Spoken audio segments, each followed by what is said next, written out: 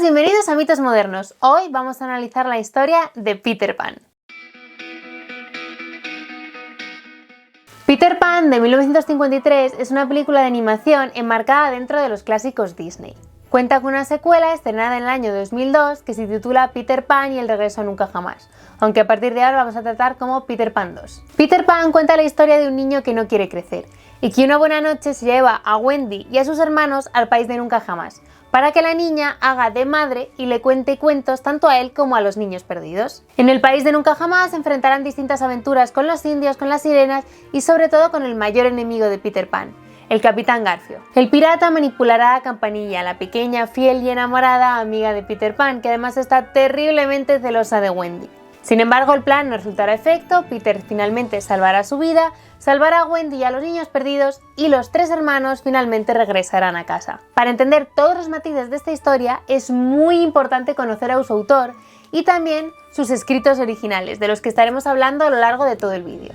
Conozcamos entonces a nuestro autor, James Matthew Barrie. Barrie nace en 1860 como el segundo hermano de 10 en una gran familia adinerada.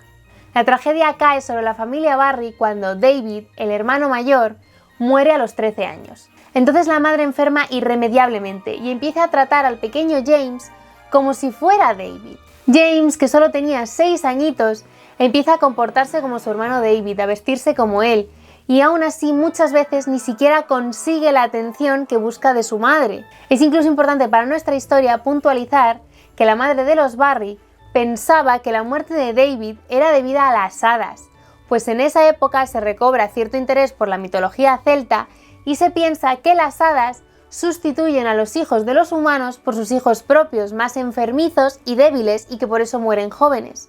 Esto sin duda afecta al retrato que James hará de Campanilla. El punto crítico sucede cuando James llega a los 13 años, la edad a la que David había muerto, y se da cuenta de que ya no puede seguir sustituyendo a su hermano porque crece y sigue creciendo y cada vez se parece menos. James no quiere crecer porque quiere seguir sustituyendo a su hermano y a la vez cree que su hermano David ha alcanzado la eterna juventud, que queda siempre perfecto en el recuerdo. Esto explica muy claramente por qué el autor tiene esta relación tan conflictiva con el hecho de crecer, de ser adulto. James Matthew Barrie, que fue compañero de universidad de autores como Arthur Conan Doyle o Robert Louis Stevenson, llegó a triunfar como escritor mucho antes de Peter Pan. De hecho, sus primeros escritos ya hablan sobre ser adulto y no querer crecer, sobre ese conflicto entre la responsabilidad y querer seguir siendo un niño. Se sabe que Barrie pasaba largas tardes en los jardines de Kensington, donde le gustaba ver a los niños jugar e incluso jugar con ellos. Allí conoce a los hermanos Lewis Davis y acaba haciéndose muy amigo de la familia. Es con los dos hijos mayores de la familia con quien crea el personaje de Peter Pan, que hace su primera aparición en una recopilación de cuentos llamada Pajarito Blanco en 1902. Dentro del propio libro, estas historias son contadas en los jardines de Kensington por un tal Capitán W a un pequeño niño llamado David. Es 2 años después cuando aparece la historia que todos conocemos. En 1904, Peter Pan se estrena como obra de teatro. Mientras, su relación con los Lewis Davis, que ya han tenido 5 hijos, se sigue estrechando, hasta que fallecen los 2 padres de los niños. Entonces, como ninguno de los niños era mayor de edad, y si se iban con otros familiares los iban a separar, el autor decide adoptar a los 5 hijos. Es solo entonces, como padre de 5 hijos adoptivos, cuando por fin adapta a novela su famosa obra de teatro, bajo el nombre de Peter Pan y Wendy, en 1911. Esta novela, realmente cortita, ha sido reeditada desde entonces tanto con el nombre original de Peter y Wendy como de Peter Pan. Tiene una forma de narrativa realmente peculiar. El autor no solo rompe incontables veces la cuarta pared, sino que finge conversaciones con los personajes, echa suertes si realizar o no una acción. Es omnisciente, pero a la vez nos trata a sí mismo y a nosotros como lector como propios personajes. Es realmente una historia muy peculiar que intenta constantemente mezclar la narración con la realidad. El amor de Barrie por los niños hará que ceda los derechos de su historia al Great Ormond Street Hospital, el primer hospital infantil de Londres.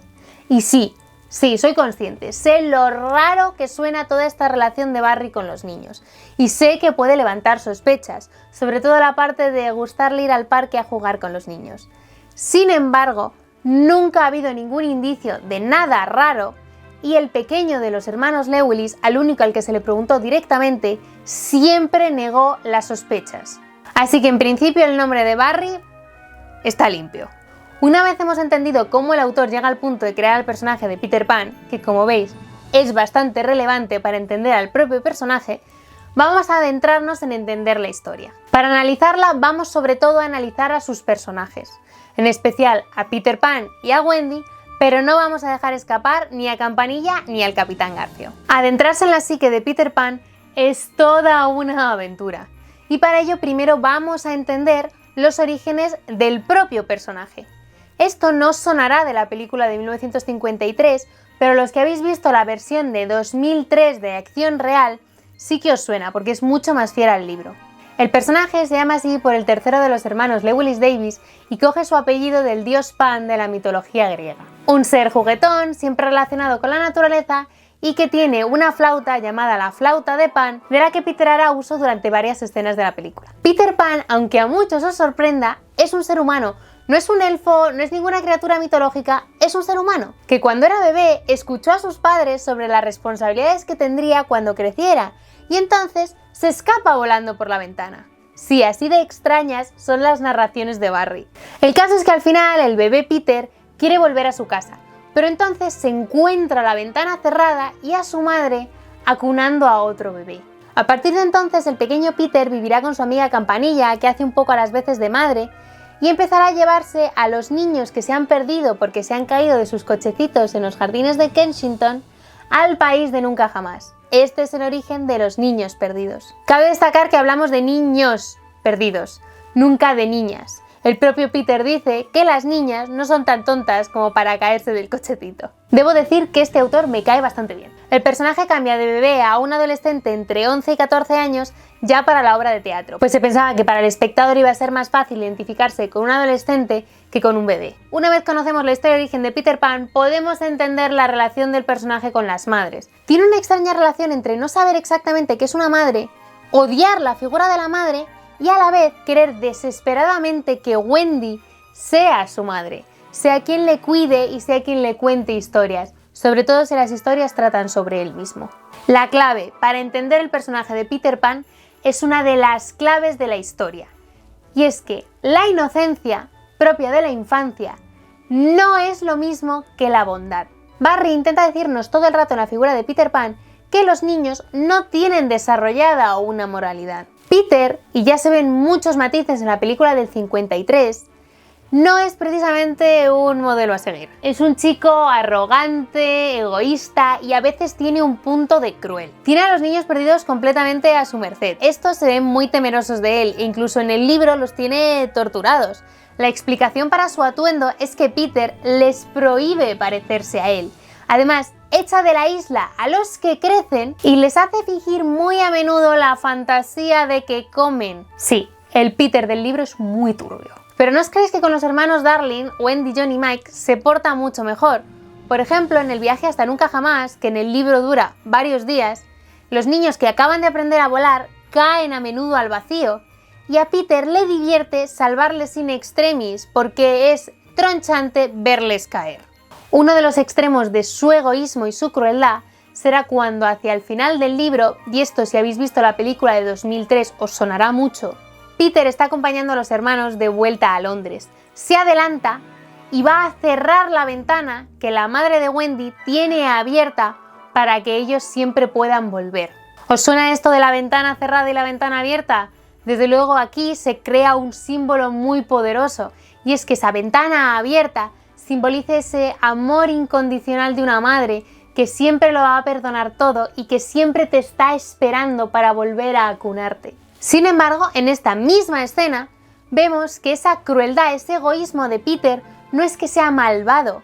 Peter es un personaje gris. Cuando ve a la señora Darling llorar desesperadamente porque echa de menos a sus hijos, decide apiadarse y vuelve a abrir la ventana. Que la inocencia no signifique bondad tampoco quiere decir que signifique maldad. La forma más obvia de ver que Peter es un personaje gris es que realmente se olvida de todo. Muchas veces sus crueldades vienen a raíz de que no se acuerda de lo que ha dicho, lo que ha prometido o lo que acaba de pasar. Por ejemplo, cuando Wendy le cose la sombra, olvida inmediatamente que ha sido ella quien lo ha hecho. Así que empieza a portarse arrogantemente porque se cree que ha sido él mismo quien ha solucionado el problema. Eso también se ve perfectamente en la película del 53. Estos olvidos forman parte de la metáfora del niño que no quiere crecer. Como no quiere crecer, tampoco aprende. Por eso su inocencia no deja de pasarle factura, sobre todo cuando se enfrenta a Garfio. Se olvida de que Garfio es deshonesto y que hace bastantes triquiñuelas. Una persona que quiere crecer y que aprende, no le engañan 2 veces con los mismos trucos. Sin embargo, Garfio engaña constantemente a Peter Pan, porque a él se le olvida que Garfio es deshonesto. El punto más fuerte de los olvidos de Peter Pan es al final del libro, cuando Peter promete que volverá cada año para llevarse a Wendy una semana al país de nunca jamás. Vuelve el primer año, se olvida el segundo, vuelve el tercero, pero entonces ya ha olvidado todas las aventuras que han vivido juntos, no sabe quién es Garfio y no sabe quién es Campanilla. Y después el personaje no volverá más a la vida de Wendy hasta que ésta no es adulta y ya ha tenido a su propia hija. Que sí, si os lo estáis preguntando, se llama Jane, exactamente igual que la de Peter Pan 2. Como os habéis imaginado, esta idea de olvidar es muy importante a lo largo de toda la historia, porque no solo Peter olvida. Los niños perdidos y los hermanos Darling, mientras están en Nunca Jamás, van olvidando poco a poco a sus padres. La idea es clara, los recuerdos no es solo lo que nos permite aprender, sino lo que nos conecta los unos a los otros. En definitiva, lo que está claro es que Peter Pan es un símbolo de la infancia. Pero la infancia de verdad, no esa idea idealizada que muchas veces tenemos en la cabeza. Peter es un niño, con todos los defectos que pueden tener los niños. Por eso probablemente es uno de los símbolos más eficaces de la infancia. Una vez hemos entendido perfectamente la cabeza de Peter, vamos a ver qué se cuece en la cabecita de Wendy. Wendy es la protagonista de la historia. Sí, ella es la que lleva el conflicto, esto ya lo vimos en Frozen. Peter Pan es el personaje principal, porque es alrededor del que gira la trama, pero es Wendy la que tiene el conflicto de no querer crecer. ¿Qué hace entonces que Wendy sea la elegida para ser la mamá de Peter y los niños perdidos? Principalmente sus historias. Las historias que Wendy cuenta a sus hermanos atraen a menudo la atención de Peter Pan, que les espía desde la ventana. Y un día, como ya sabemos, se acaba colando la sombra. La sombra es un símbolo de la identidad de Peter y está aludiendo a la presencia constante de Peter Pan en esa casa, pues Wendy le cuenta a sus hermanos principalmente historias de ese personaje. Pero en la película de Disney añaden un componente que no estaba en el libro y que es realmente interesante, y es que Wendy no quiere crecer. No solo que no quiere crecer, sino que la van a obligar a crecer. Lo que hace que para Peter eso sea una gran tragedia. Y por eso se lleva a la niña y a sus hermanos para evitar ese momento que ella no quiere que llegue. Es muy interesante porque une los destinos de Peter y Wendy de una forma que no unía el libro, haciendo que compartan un conflicto común, pero que se resuelva de diferente forma. Las dos cuestiones entonces más interesantes de Wendy van a ser su deseo de volver a casa y su relación con el amor romántico.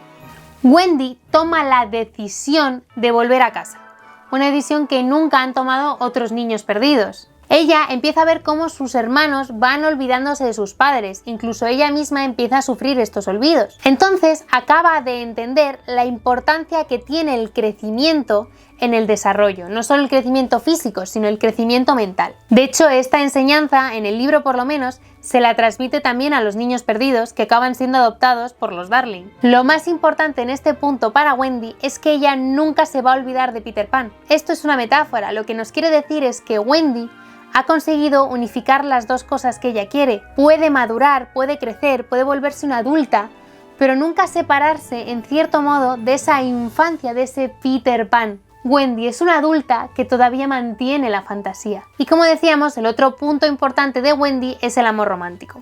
Se nota que Wendy ya desde el principio es bastante más madura que Peter. Y de hecho ella le ve a él como una potencial pareja, mientras que él solo la ve a ella solo como una madre. Esto hace que al principio Wendy intenta besar a Peter. Peter por supuesto no sabe lo que es un beso.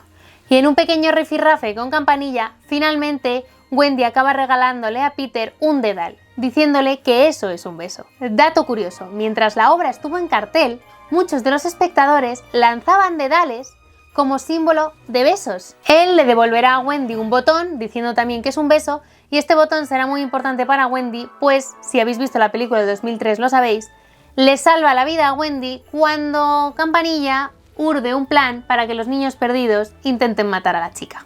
Pero no os penséis que Campanilla es la única celosa. Aunque Wendy no tiene métodos tan drásticos, ella también se siente muy celosa de la princesa india Tigridia. Pero Peter no va a hacer caso a ninguna de las tres, porque Peter lo único que quiere es una madre. Y aquí es donde entro en conflicto con la película de 2003. Aunque parece un giro bastante lindo el hecho de que Peter Pan en cierta forma corresponda a los sentimientos de Wendy, esto no casa en absoluto con el personaje. Incluso en la película de 2003, el Capitán Garfio amenaza a Peter Pan con que Wendy acabará teniendo un marido. Y esto es muy extraño porque según la psique de Peter Pan, nunca se sentiría celoso por el marido de Wendy, que de hecho en el libro llega a saber de su existencia. Por quien se siente amenazado Peter es por Jane, por la hija de Wendy, porque al final le está sustituyendo. De hecho, digo más, la única que en el libro besa a Peter Pan es la señora Darling, la madre de Wendy. Perdona, repetimos, ¿qué acabas de decir? De hecho, en el libro la única que besa a Peter Pan es la señora Darling, la madre de Wendy. Sí, es cierto. Desde el principio del libro se dice que la señora Darling, una mujer bellísima, tiene un beso en forma de Peter Pan en la comisura de los labios. Sí, así de raro como suena. Como que nunca nadie ha conseguido robarle ese beso, ni siquiera su marido, porque ese beso tiene la forma de Peter Pan. Es como algo que se puede ver, pero que no está físicamente ahí. Es al final del libro, cuando la señora Darling se acerca a la ventana junto con su hija y le ofrece a Peter Pan también ser adoptado, igual que los niños perdidos. Cuando Peter se acerca, besa a la señora Darling en la comisura de los labios, rechaza la invitación y se va. Peter, el que no sabía lo que era un beso. Esto, el hecho de que se estipule en el libro que los adultos siempre olvidan todo lo que tiene que ver con la fantasía, y el hecho de que Peter Pan, cuando regresa siendo Wendy ya adulta, decide en vez de llevársela a ella, llevarse a Jane y empezará una cadena en la que después se llevará a Margaret, la nieta de Wendy, hija de Jane, me hace pensar que quizá Wendy no fue la primera de la familia a la que Peter Pan se llevó a Nunca Jamás. Esto no es canon, es una teoría mía, pero me gusta mucho pensar que es así porque redondea al personaje de Wendy. Nos lo hace más simbólico, porque no es la primera ni será la última que se enfrenta a ese símbolo de la infancia y decide dejarlo ir sin dejarlo ir del todo, manteniendo esa fantasía en su vida. Nos hace pensar que antes o después todos podríamos ser Wendy. Campanilla, ¿qué decir de Campanilla? A todos nos encanta. Es tan tierna, tan encantadora. Es uno de los personajes de ficción que más sufre del efecto Mandela, porque realmente Campanilla nunca fue tierna, nunca fue encantadora, es realmente cruel, impertinente y malvada. Sí, muchos ahora mismo tenéis un shock en la cabeza. Pero realmente Campanilla en la vida se portó como una buena persona. El autor intenta justificar esto porque dice que las hadas son tan pequeñas que solo pueden tener un sentimiento a la vez. Y como Campanilla tiene un amor tan fuerte por Peter, solo ve a Wendy como su terrible rival. ¿Podríamos decir entonces que Campanilla es la antagonista de Wendy? Muchos lo han analizado de esa manera, pero yo lo pondría un poco en cuarentena. Porque realmente si el conflicto de Wendy es no querer crecer, Campanilla no entorpece eso. De hecho, Campanilla está deseando que Wendy vuelva. Así que no creo que podamos decir que Campanilla sea la antagonista de Wendy, aunque desde luego es su enemiga. Disney intenta solucionar esta maldad de Campanilla dándole un pequeño castigo cada vez que la Hadita es cruel con Wendy. Así, cada vez que hace alguna de sus trastadas, se cae, se tropieza, se da con algo. Es una forma que tiene la película de decirnos que lo que hace Campanilla no está bien. Sin embargo, y ahora me voy a contradecir un poquito, Campanilla no es tan malvada. Realmente adora a Peter y se sacrifica por él poniéndose delante de la explosión que Garfio ha preparado para el niño. En la historia original, Campanilla nunca conspira con Garfio para traicionar a Peter, sino que su papel se parece mucho más al de Peter Pan 2 y se ve claramente reflejado en la historia de Peter Pan del 2003. Garfio, en vez de una bomba, deja un veneno, y en vez de bebérselo Peter, se lo bebe Campanilla para salvarle. La forma de salvar a Campanilla, que se está muriendo, se establece desde el principio de la historia, y es que las hadas mueren cuando los niños dejan de creer en ellas y se hacen fuertes cuanto más se cree en ellas. Por eso, cuando todos los niños empiezan a gritar que creen en las hadas, Campanilla vuelve a la vida. Durante las representaciones en teatro no eran los niños per se los que estaban chillando para salvar a Campanilla, era toda la audiencia, incluida una audiencia adulta, la que estaba chillando que creía en las hadas, allí en mitad del teatro. Campanilla en definitiva es un símbolo de la magia, de ese pensamiento mágico que siempre va al lado de la infancia, que sería Peter. Y esa forma de salvarla nos está pidiendo de alguna forma que nunca lleguemos a abandonar ese pensamiento mágico, aunque sea de una forma más metafórica, que nunca desterremos la fantasía de nuestra vida. Y finalmente vamos a tratar al personaje de Garfio. El Capitán Garfio es la guinda de este pastel edípico que parece hecho por el propio Freud.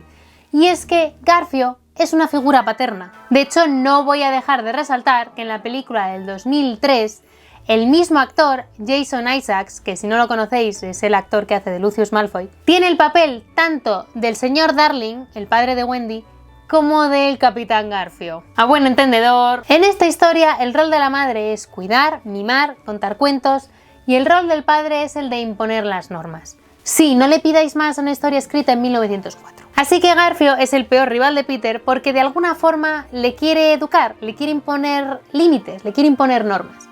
Además también es el reflejo adulto de Peter Pan, es aquello que él no quiere llegar a ser nunca. Sin embargo, lo más importante del Capitán Garfio es el cocodrilo que le persigue. El cocodrilo se ha tragado un reloj despertador y está todo el rato sonando tic-tac, tic-tac cada vez que se acerca al capitán. Esto simboliza, sin lugar a duda, la inevitabilidad de la muerte, cómo crecer te acerca al fin. Es un mensaje bastante pesimista, pero es real. Y podemos entender de dónde viene cuando nos acordamos de que el autor pensaba que su hermano David había alcanzado esa especie de perfección en el recuerdo. El Capitán Garfio es hacerse mayor. Por eso me gusta tanto ese detalle que han puesto en Disney, que en vez de con veneno el Capitán Garfio intente matar a Peter con una bomba que tiene asociado un reloj. Refuerza más la asociación entre el reloj, el tiempo y la muerte. Entonces, una vez analizados los 4 personajes principales, ¿qué conclusiones podemos sacar de Peter Pan? Sacamos 2. Una ya la hemos visto claramente, y es que la inocencia y la bondad no son lo mismo. El propio autor definía a los niños como seres alegres, inocentes e insensibles. Peter Pan nos viene a contar una historia acerca de eso que todos sabemos, y es que los niños pueden ser muy crueles. Y por otro lado es una historia que nos habla de la importancia de crecer para el desarrollo, que no podemos seguir siendo niños si nos queremos realizar como personas, pero que no hace falta abandonar la fantasía para ser un adulto completo.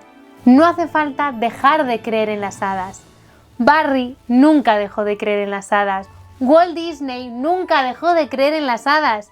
Y vosotros nunca dejéis de creer en las hadas. Hasta aquí el análisis de Peter Pan. Dejadme en comentarios si esta historia siempre resultó un poco inquietante, porque he descubierto estos días que a mucha gente siempre le dio un poco de miedo. Y ya sabéis, si os ha gustado el vídeo, darle a like, suscribiros al canal y activar la campanita para que os lleguen todas las notificaciones. No olvidéis seguirme en el resto de mis redes sociales y por lo demás, hoy más que nunca, ya sea en películas, en libros, en series o en cómics, nunca, nunca, nunca dejéis de sumergiros en la fantasía.